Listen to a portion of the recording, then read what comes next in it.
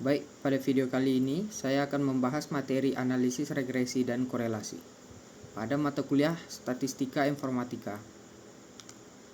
Metode analisis regresi dan korelasi dikembangkan untuk mempelajari pola dan mengukur hubungan statistik antara dua variabel atau lebih. Jika hanya dua variabel yang dilibatkan, maka kita membicarakan regresi dan korelasi sederhana.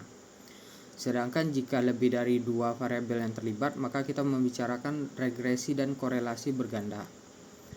Analisis regresi dibentuk untuk menerangkan pola hubungan antar variabel. Dalam analisis regresi, suatu persamaan regresi dibentuk untuk menerangkan pola hubungan variabel-variabel yang terlibat. Setelah analisis ini membentuk suatu persamaan regresi, maka persamaan ini dapat digunakan untuk menaksir nilai suatu variabel. Jika nilai variabel lain diketahui, variabel akan ditaksir, disebut variabel tak bebas. Sedangkan variabel yang menerangkan perubahan variabel tak bebas disebut variabel bebas. Sehingga, persamaan regresi merupakan persamaan matematik yang memungkinkan peramalan atau penaksiran nilai suatu variabel tak bebas dari nilai variabel bebas yang diketahui. Untuk mengetahui hubungan variabel ini, kita dapat menggambarkan dalam suatu diagram yang dinamakan diagram Penchart, yakni diagram yang menggambarkan nilai-nilai observasi variabel tak bebas dan variabel bebas. Persamaan antar variabel. Untuk menentukan persamaan hubungan antar variabel, langkah pertamanya adalah mengumpulkan data dari variabel yang dibutuhkan dan tentukan mana yang menjadi variabel bebas atau X dan variabel tak bebas atau Y. Langkah berikutnya adalah menggambarkan titik-titik pasangan dalam sistem koordinat bidang. Hasil gambar tersebut berupa diagram Penchart. Persoalan mencari persamaan kurva yang sesuai dengan seperangkat data pasangan hasil pengamatan dinamakan kurva fitting. Ada 3 jenis persamaan regresi. Yang pertama, regresi linear sederhana. Bentuk umumnya adalah Y sama dengan A tambah BX. Y sebagai variabel tak bebas, A sebagai konstanta, dan X sebagai variabel bebas. Yang kedua, regresi linear berganda. Bentuk umumnya adalah Y sama dengan A tambah B1X1 tambah B2X2 tambah B dan X seterusnya.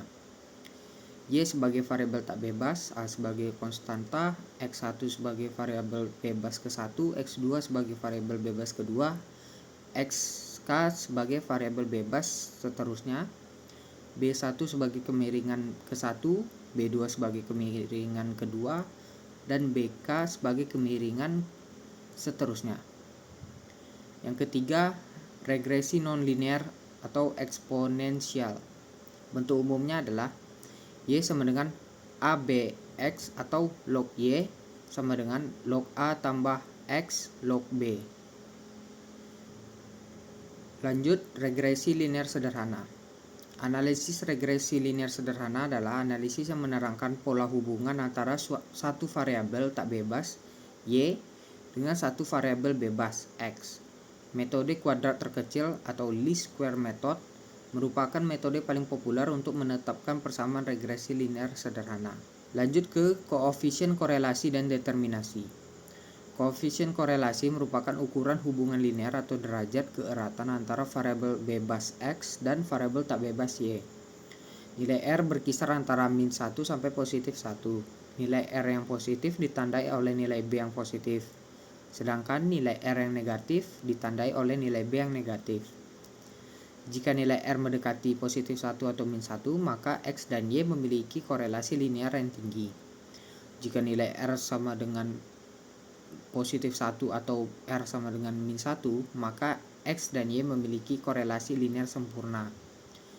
Jika nilai R sama dengan 0, maka X dan Y tidak memiliki relasi linear. Koefisien determinasi merupakan ukuran proporsi keragaman total nilai variabel tak bebas Y yang dapat dijelaskan oleh nilai variabel bebas X melalui hubungan linear. Berikut adalah rentang koefisien korelasinya. 0,0 hingga 0,20 artinya hubungan yang sangat kecil dan bisa diabaikan. atau sangat tidak erat. 0,21 hingga 0,40 artinya hubungan yang kecil atau tidak erat.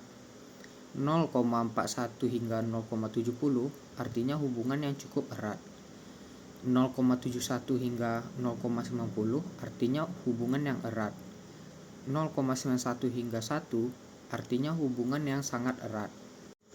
Berikut adalah koefisien penetapan dan interpretasi dari koefisien korelasi dan koefisien determinasi. Koefisien korelasi R sama dengan N sigma XY dikurang sigma X sigma Y per akar N sigma X kuadrat dikurang sigma X kuadrat N sigma Y kuadrat dikurang sigma Y kuadrat. Koefisien determinasi R sama dengan R kuadrat atau hasil dari koefisien korelasinya di kuadrat. Oke, berikut adalah contoh soalnya. Yang pertama, seorang dosen mencatat data jam belajar X dan nilai ujian Y dari 6 mahasiswa.